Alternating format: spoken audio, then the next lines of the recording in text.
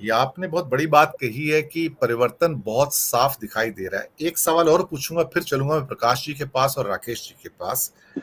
क्या कांग्रेस का जो स्प्रेड है कर्नाटक की तरह, क्या वो पूरे मध्य प्रदेश में है, या वो भी कुछ पॉकेट्स तक सीमित है? जोन्स जो वहां पर बहुत सारे जिनका मैंने नाम लिया, निमाड़, मालवा या झाबुआ, आवाज कैमूर, सुन नहीं पा रहा खगड़िया, है बालाघाट। आप। अच्छा, लगता है आप दोबारा ज्वाइन कीजिए। मैं अगले फिर उसके बाद मैं प्रकाश जी के पास आता हूं, आप दोबारा ज्वाइन कर लीजिए, कोई बात नहीं। ठीक है प्रकाश जी, मैं आपके पास आता हूं, शायद वो कुछ ऑडियो की समस्या हो रही है। जहां से बात इन्होंने खत्म की राकेश जी ने, मैं वहीं से स्टार्ट करता हूं कि कांग्रेस की इस समय जमीनी हालात मध्य प्रदेश में क्या है।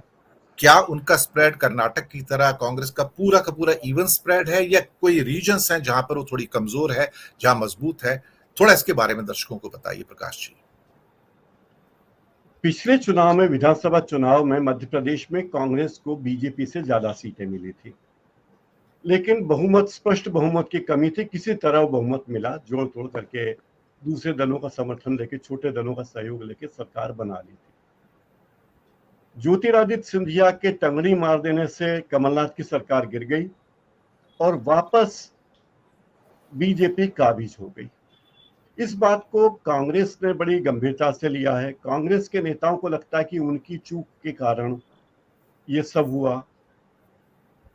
मध्य प्रदेश में कांग्रेस को सबसे ज्यादा शक्ति मिली है कर्नाटक के नतीजों के बाद, क्योंकि कर्नाटक में जिस तरह कांग्रेस ने दावा किया था कि हम 150 सीटें लेकर आएंगे, वहां 224 सीटें विधानसभा की है।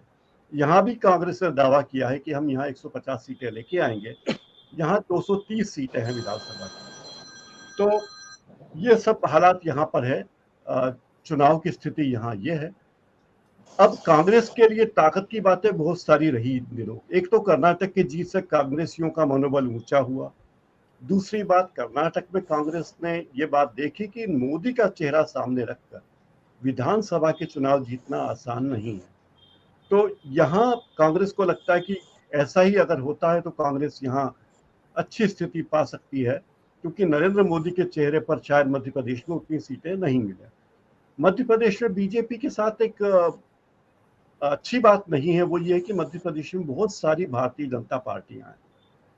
कुछ पुराने जनसंघियों की भारतीय जनता पार्टी है, कुछ आरएसएस वालों की बीजेपी है, कुछ शिवराज की बीजेपी है, कोई महाराज की बीजेपी है, कोई नाराज लोगों की बीजेपी है, कोई जो नेता पुत्र हैं उनकी बीजेपी है। तो बहुत सारी बीजेपियां मध्य प्रदेश में है। इतनी सारी बीजेपी से लड़ना कांग्रेस के लिए शायद आसान होगा। कांग्रेस को एक और अच्छी चीज नजर आ रही है, वो ये, कांग्रेस को अपने पक्ष में नजर आ रहा है कि यहाँ राहुल गांधी की यात्रा जिन इलाकों से गुजरी उनमें बुरहानपुर, खंडवा, खरगोन, बड़वानी, इंदौर, उज्जैन ये जिले थे, और इनमें अधिकांश सीटें आरक्षित वर्ग की थी। और उन आरक्षित वर्ग की सीटों में वे निर्णायक सीटें हैं मालवा, निमाड़ की। तो कांग्रेस को लगता है कि उसका लाभ भी उन्हें मिलेगा। और बीजेपी के लोगों को यह भी लगता है कि जो बातें, जैसे महाकाल लोक में जो तांडव मचा, जरा सी आंधी तूफान में प्रतिमा क्या कहे, उन्हें पुतले कहना ज्यादा अच्छा होगा। सप्तऋषि का जी। पुतला ढह गया, पोपला मतलब अंदर से खोखला पुतला था तो ढह गया। अब कांग्रेस के ऊपर वो है कि इसको किस तरह भुनाती है, क्योंकि महाकाल लोक के नाम पर बीजेपी ने बड़ा प्रचार किया था कि हमने इतना महान काम किया। हालांकि उसके लिए धनराशि की स्वीकृति कमलनाथ की सरकार ने की थी, और कमलनाथ बार बार ये बात कहता रहे कि हमने स्वीकृति की है। तो कांग्रेस अगर ये बात भुनाए कि देखिए महाकाल लोक में भारी भ्रष्टाचार हुआ, धर्म के नाम पर भी खाने से नहीं चूके, कर्नाटक की सरकार 40% की सरकार थी, मध्य प्रदेश की सरकार तो 40% से भी ज्यादा की सरकार है। तो कांग्रेस इस बात को कैसे भुनाती है, ये कांग्रेस के ऊपर निर्भर है। एक तीसरा मुद्दा बीजेपी ने खुद दिया कि नई संसद की इमारत के उद्घाटन समारोह में राष्ट्रपति को नहीं बुलाना। अगर कांग्रेस इसे यह मुद्दा बनाती विधानसभा चुनाव में, खास करके आदिवासी इलाकों में, कि देखिए बीजेपी की सरकार दलितों से, आदिवासियों से, अजाजा के लोगों से किस तरह सहानुभूति रखती है, इसका नतीजा आपने देख लिया। कितनी सहानुभूति बीजेपी की सरकारों को है। ये राष्ट्रपति के सम्मान से इसे जोड़कर अगर कांग्रेस प्रचार करे तो कांग्रेस भी यहाँ पर एक ये धारणा लोगों के मन में अगर बिठा दे तो कांग्रेस को इसका धारणा का फायदा मिल सकता है। एक तो बीजेपी की शक्ति है धार्मिक आधार, वहां कांग्रेस उन्हें धक्का दे सकती है महाकाल लोक में हुए भ्रष्टाचार को लेके, या महाकाल लोक की मूर्तियों को जिसमें 40-40 लाख रुपए की मूर्ति को पेमेंट किए गए थे और वह मूर्तियां जरा सी आंधी में ढह गई, तो इससे कांग्रेस लाभ ले सकती है। दूसरी बात, आदिवासी वोटों के लिए को भुनाने के लिए द्रौपदी मुर्मू को नए संसद के उद्घाटन में नहीं बुलाने को मुद्दा बना सकते। ये चीजें अब कांग्रेस के ऊपर है कि वो कितनी चतुराई से इसे चुनावी मुद्दा बनाती है। अगर कांग्रेस इन्हें इन मुद्दों को चुनावी मुद्दे के रूप में जनता के मन में बिठाने में कामयाब रहेगी तो कांग्रेस के लिए रास्ता अच्छा होगा। बीजेपी के सामने मुसीबतें तो बहुत ज्यादा है ही, मनोबल तो गिरा हुआ है बीजेपी का। जब कोई कर्नाटक के नतीजे बीजेपी के लिए अच्छे नहीं रहे, उसके पहले बंगाल के नतीजे अच्छे नहीं रहे, क्योंकि बंगाल में चुनाव प्रभारी मध्य प्रदेश बीजेपी के ही नेता थे जो अभी बीजेपी के अखिल भारतीय महासचिव हैं। तो इस तरह पश्चिम बंगाल की हार का भी लक्ष्य मध्य प्रदेश से देखा जा सकता है, जोड़ा जा सकता है कि मध्य प्रदेश पश्चिम बंगाल में अगर बीजेपी अच्छा नहीं कर पाई तो मध्य प्रदेश के नेताओं की भी कोई कमी रही होगी। तो मुद्दे अभी उठाना है, और आप जानते ही हैं दिनेश जी की चुनाव के एन मौके पर भी लोगों की धारणा बदल जाती है, मत देने के बारे में विचार बदल जाता है। लेकिन फिलहाल तो कांग्रेस और बीजेपी में बहुत बराबरी की टसल है। बीजेपी के साथ बीजेपी को अपना भरोसा है कि उसने जो लाभार्थी बनाए हैं अलग अलग सरकारी योजनाओं में, लाडली लक्ष्मी योजना, लाडली बहना योजना, तीर्थ दर्शन योजना, हवाई जहाज से तीर्थ दर्शन कराने की योजना, उन सब में बीजेपी को लगता है कि उसके लाभार्थियों की संख्या काफी ज्यादा है और उन लाभार्थियों के कारण बीजेपी को फायदा हो सकता है। दिनेश जी, एक चीज आपसे पूछनी थी, फिर मैं पाठक जी के पास जाता हूं कि जो आक्रामक रुख राहुल का देखने को आ रहा है, डेफिनेटली उसका असर आने वाले चुनाव पर होगा। और ये बहुत ही एक कैलकुलेटेड अटैक है, सोचा समझा कैलकुलेटेड अटैक है राहुल का, मोदी पर, बीजेपी पर और विशेष रूप से आरएसएस के ऊपर। और जब उन्होंने माइनॉरिटीज के ऊपर अटैक की बात की तो आज उन्होंने सिर्फ मुस्लिम्स की बात नहीं की है, सिखों की बात भी की है, ईसाइयों की बात की है, साथ में दलितों को ऐड किया। और ये शायद कर्नाटक में पाई हुई सफलता का ही एक प्रतीक है। मैं समझता हूं कि वहां से जो उनको विश्वास प्राप्त हुआ है, कॉन्फिडेंस प्राप्त हुआ है, शायद अगर मैं देखूं जिस ढंग से वो बात कर रहे थे, प्रश्नों के जवाब दे रहे थे, और ऐसा नहीं था कि वो प्रश्न कोई पहले से कुछ सेट क्वेश्चन थे और जवाब देने हैं, वो एकदम से निकलकर पब्लिक में से आ रहे थे। तो ये जो नया रूप आ रहा है ये जनता को भी भा रहा है। और खासतौर से मेडिसिन स्क्वायर के ऊपर गार्डन में वहां पर जब 5,000 लोगों को एड्रेस करेंगे तो उनके पिटारे में से कुछ और भी निकलेगा, कुछ तो उन्होंने बचा के रखा होगा उस एक मेन मीट के लिए। एक छोटी टिप्पणी चाहूंगा प्रकाश जी, फिर मैं पाठक जी के पास जाता हूं। अनम्यूट कर लीजिए सर। राहुल गांधी इतने आक्रामक नजर आ रहे हैं, इसका मतलब एक तो ये कि वे थोड़े थोड़े परिपक्व होते जा रहे हैं। राजनीति में वे बड़े निर्मल भाव से आए थे, लेकिन वो इतना निर्मल भाव राजनीति में शायद अपने देश की राजनीति में चलता नहीं है। तो धीरे धीरे राहुल गांधी भारत की राजनीति को समझ रहे हैं, खास करके भारत जोड़ो यात्रा जब उन्होंने शुरू की थी तब वे समझ रहे हैं।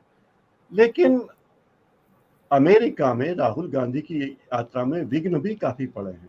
एक तो वे उनके पास डिप्लोमेटिक पासपोर्ट नहीं था, तो वे आम आदमी की तरह गए, वहां लोगों से मिले, तो उसका फायदा उन्हें होगा कि एक आम आदमी की तरह राहुल गांधी आए हैं जो हमेशा प्रधानमंत्री के परिवार के सदस्य होते थे या पार्टी के अध्यक्ष होते थे, उसके वजह से सामान्य।